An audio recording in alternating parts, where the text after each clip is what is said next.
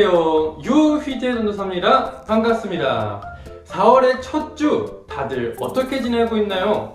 날씨가 따뜻해서 밖으로 나가고 싶은 마음이 참 가득할 텐데 전도사님도 놀러 가고 싶은 마음이 너무 많아요. 그렇지만 친구들을 건강한 모습으로 만나기 위해서 이렇게 꾹 참고 기다리고 있답니다.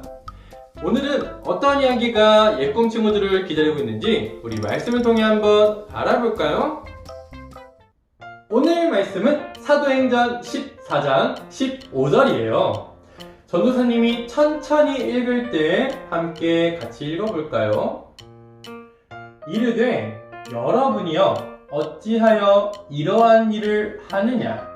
우리도 여러분과 같은 성정을 가진 사람이라.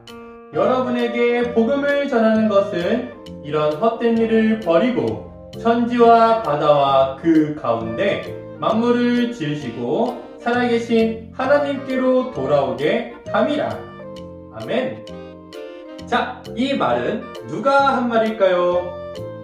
맞아요. 바로 사울이에요. 사울은 로마에 가서 복음을 전하고 있었죠? 그곳에서 사울의 이름은 로마식으로 바울이라고도 불렸어요. 오늘 바울이 이러한 말을 한 이유는 무엇인지 놀라운 이야기를 통해 알아볼까요? 자, 그럼 오늘의 놀라운 이야기 지금 출발합니다. 놀라운 이야기. 하나님의 안내자.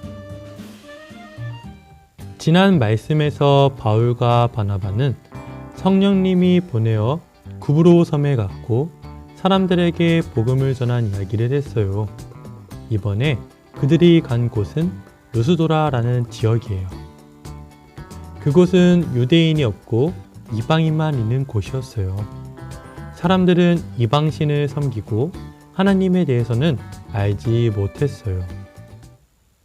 바울과 바나바는 루스도라에 도착해서 하나님의 말씀을 전했어요. 길을 가다가 일어나지 못하는 사람을 발견했지요.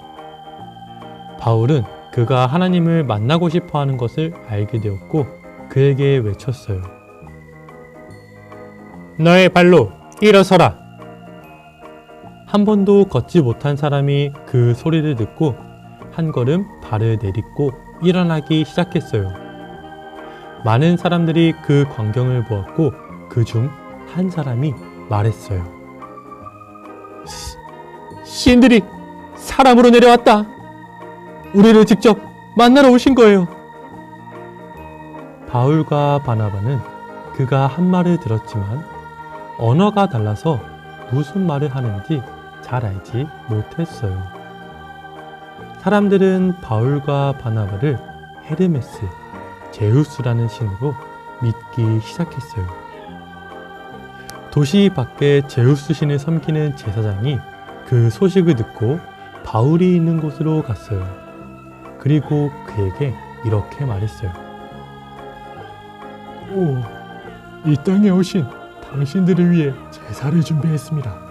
부디 이 제사에 참석해 주시기 바랍니다.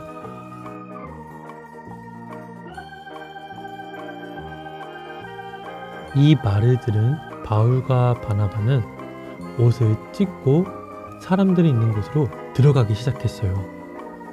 제사에 함께 참석하는 걸까요?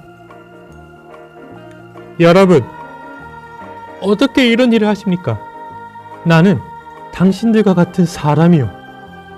내가 이렇게 복음을 전하는 것은 당신들이 믿었던 그런 신들이 아닌 하늘과 땅과 자연을 만드신 하나님께로 돌아오게 하기 위함입니다.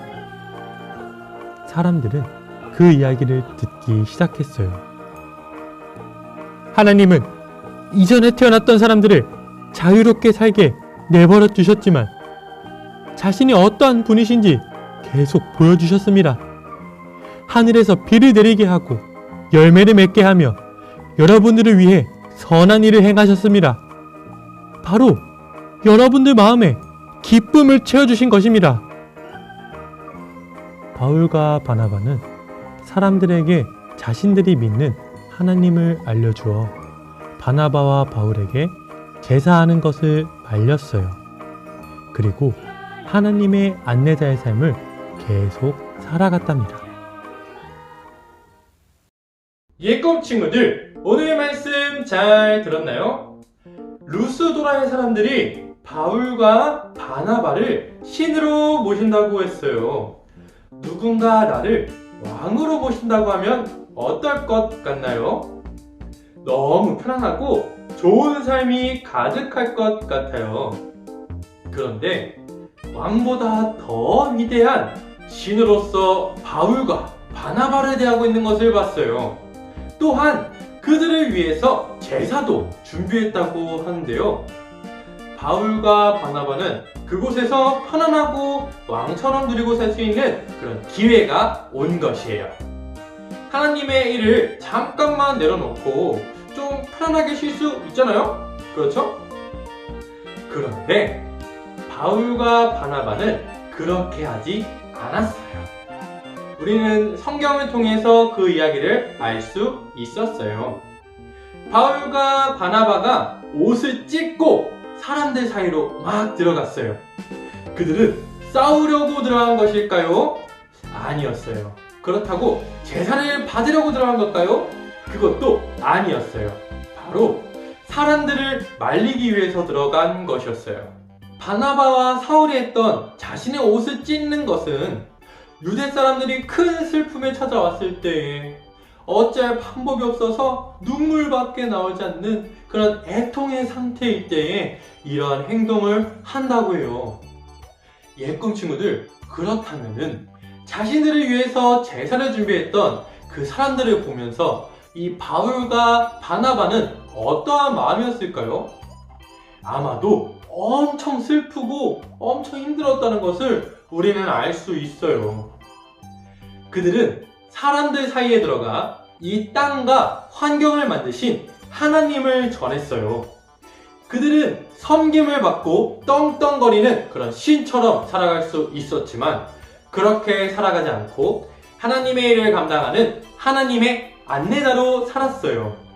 그래서 그들 사이로 들어가 하나님의 말씀을 전하고 주님께로 돌아오라, 하나님께로 돌아오라 이렇게 복음을 전했어요.